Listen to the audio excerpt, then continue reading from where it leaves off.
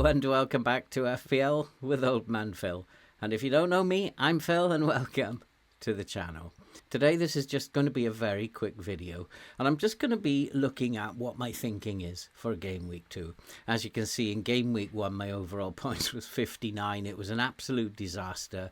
All of my attacking players blanked with the exception of Reinders, and I'm just hoping that this week is going to be a little bit different.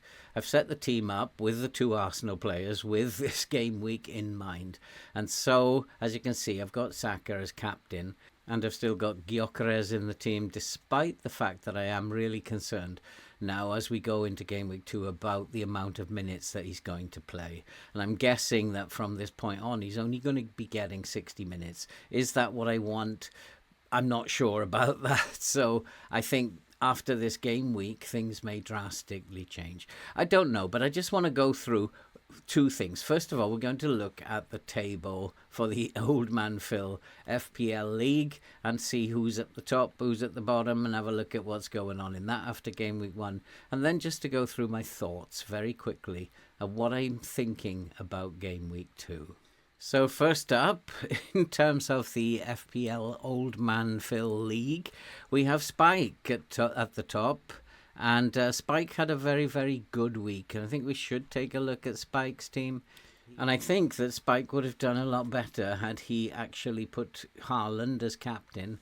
And he went for Bowen, and I can understand why he went for Bowen. Bowen playing against Sunderland looked to be a good differential in game week 1. It didn't work out, but he still managed to get himself 84 points and go top of the table. Had good performances from Haaland, Reinders. Gakpo contributed, and so did Muniz and Pedro Porro, as well as Trafford. And he did play his bench boost and got 24 on the bench boost when Leeds came up trumps in the form of Perry in goal. Strike managed to get himself 8 points, and also Van de Ven on the bench for Tottenham. He also chipped in with 6, as well as Rutter from Brighton chipping in with 6. He's had a very good week and probably would have got a lot more points had he put Haaland as captain instead of Bowen. So just running through, Ibrahim Hussein is in second, and I'll take third, is in third with Tom. And I am all the way down in 12th. It's around about just in top half of the table. And right down at the bottom, we have Back of the Netto, who unfortunately only managed to pick up 36 points in that game week. But you can see where you are. I haven't done badly. I had the worst start that I've had in a long time. I haven't done badly coming in at 12th. And so hopefully in game week 2, we're going to build on that. Looking forward to game week 2. Well, I'm not going to panic. And I said in my reaction video that I'm not going to panic. But I have had to make 1 substitutions. Konsa, who got himself sent off marvellously. I wanted an Aston Villa defender in there, so I've now switched over Konsa for Mings, and hopefully he won't get injured or get sent off in game week 2. I need an Aston Villa defender just to sit in my team for the next 4 game weeks. They have good fixtures, and that's what my thinking was in terms of using my transfer. My bench would have been a total mess had I had to bench Konsa.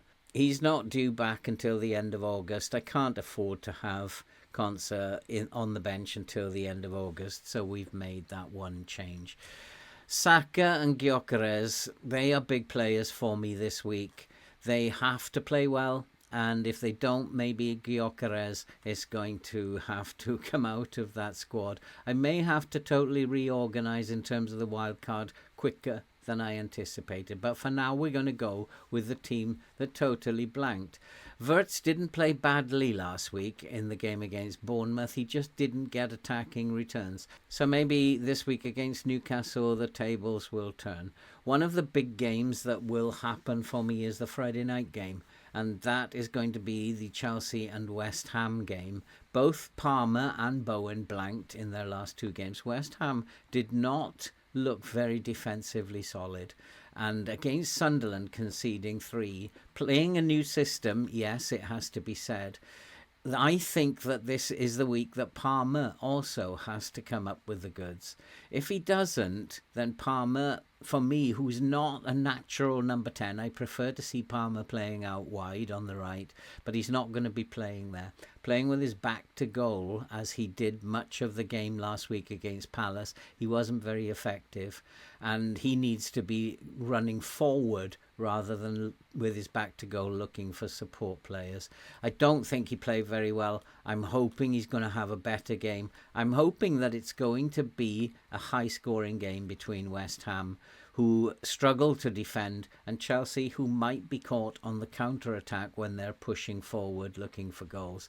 So if Bowen can find his shooting boots, then possibly those two will actually give me returns. I'm not sure about Rangers. Tottenham is going to be a different opposition for them than Wolves last week. Wolves just collapsed. And I'm not sure Reinders, A, is going to get more than 60 minutes, and B, is going to get the returns that he got. I originally brought Reinders in just to sit on the bench after game week 1. But I do have a decision to make in terms of whether I actually put him on the bench now and bring in Sarr, who to me looked very effective last week. Both Eze for Crystal Palace and Sarr for Crystal Palace put in very good performances. And Sarr will be a danger, I'm pretty sure. So that is the big decision that I have to make. Do I put Reinders on the bench and bring in Sarr? Or do I keep Reinders in the team, bench Bowen, and bring in Sarr for his game against Nottingham Forest? Nottingham Forest are very good defensively. So Sarr, my thinking is at the moment is that I'll probably just leave him on the bench. My defence is pretty much as I wanted it to be. Nico Williams at the back against Crystal Palace, and then Mings, who has a good fixture away at Brentford, and Pedro Porro. Pedro Porro, if I'm going to pay 5.5 million for a defender, then he might as well play. Will Manchester City concede? There's every chance. Manchester City will be attacking. They will leave space at the back. Pedro Porro gets himself into good positions and he is a threat and he can get attacking returns. I'm not expecting a clean sheet from him. So hopefully he will come up with some attacking returns. Verbruggen will start for me in goal against Everton, as I don't trust the Chelsea defence yet, and although I brought in Sanchez to be the number 1 goalkeeper, I think Verbruggen's fixture against an Everton team who did not show up very well against Leeds, he's going to get the nod ahead of Sanchez. Talking of Aston Villa and Mings being essential for me at the back over the next few game weeks, Ollie Watkins needs to prove himself as well this week, and against what looks like a very weak Brentford defence, I'm expecting the Aston Villa attack to play a lot better, and so hopefully Watkins will give me some returns this week as well. So all those 6 players who blanked for me, Saka, Wirtz, Palmer, Gyökeres, Watkins and Bowen, they really are now at the point where they have to start performing. And I'm hoping that 3, maybe 4 of them will supply me with returns this week. Have to do better than 59 this week. And I'm hopeful, shall we say, that that's how it will turn up. There are players that I'm going to be looking at when we come to look at the games that are being played. I'm going to be keeping an eye on Bournemouth, who have a run of very good fixtures. They are at home to Wolves, who defended very poorly. And Semenyo, obviously, is going to be someone I'm going to keep an eye on. If Semenyo gets returns, then it is possible that I might be taking Palmer out and bringing Semenyo in next week. Reinders, of course, we're going to be keeping an eye on. Whether or not he can stay in the team long term and be playing more than 60 minutes, I don't think so. And I think that people are making a mistake by bringing him in after just 1 fixture. I think we have to wait and see how he's going to get on. He will probably stay in my team, but maybe more and more on the bench as the season progresses. Leeds is a team that we need to be keeping an eye on. They looked sharp. They looked like they were a good pressing team. They caused problems for Everton. But we do have to remember that Everton didn't look very good. Defensively, they didn't look very solid, and also they had very little attacking threat. But Everton have a crucial fixture in the game against Brighton. They have to play better than they did. But I do trust that Brighton defence, and I don't think that Everton are going to get anything out of that game, to be fair. Fulham and Manchester United is an interesting fixture. Manchester United played way above what I was expecting them to play, and I'm expecting them to continue doing that when they go away to Fulham. However, this is the kind of fixture that Manchester United have traditionally struggled with over the last few years. So are we going to see anything different from them this year? Who knows? So keeping an eye on Cunha and Mbeumo and Sesko, hoping that Sesko can come on and prove his worth for Manchester United as well. So there's lots of players in that game that we're keeping an eye on as well. Harry Wilson also is one that is in the back of my mind, and if Fulham do manage to beat Manchester United, it wouldn't surprise me that he gets an assist or a goal. So Harry Wilson is someone also that I am keeping a very close eye on. Newcastle, I don't expect to get anything out of the game with Liverpool. Liverpool are going to continue to play in the way that they played against Bournemouth. Liverpool defensively didn't look very good. There is a chance that Newcastle could break and score. But the problem for Newcastle is without an established striker and playing Gordon in the striker role, they don't really look like they are going to be able to score lots of goals. One goal possibly, which might come from wide or from the midfield. But up front, they're going to have problems without Isak. Other players that I'm going to be keeping an eye on are Struijk, who plays for Leeds. But against Arsenal, I'm not expecting them to do as well as they did last time. Really, I have to trust the team. I can't panic at this stage. The only big decisions that I have to make is, do I bring Sarr into the team at the expense of either Bowen or Reinders? And then who is going to be my captain? If Brentford are so defensively bad as I suspect they are, is this a chance to play Watkins as captain this week? Or do I go with the sensible pick, which would be to play Saka as captain at home to Leeds and then see what happens? I was planning to play my triple captain this week. I want to play all of my chips early, but I'm not going to do so because I don't think that I trust the players enough. Had I had a better game week last week and 3 or 4 of the 7 attacking players that I had playing had got returns, I might be considering using the triple captain. However, at the moment, I don't trust them enough, so that's probably not an option. I probably will go with Saka as captain, and I probably will bring in Sarr, but I'm unsure as to whether to bring him in from Bowen yet or Reinders. These are the 2 decisions that I have to make this week.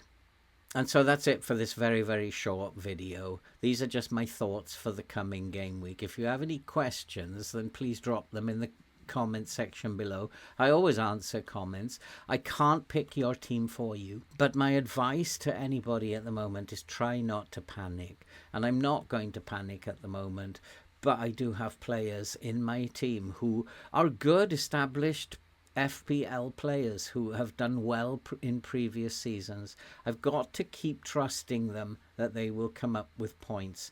However, there is a limit to my patience, and we may yet get to see an early wild card.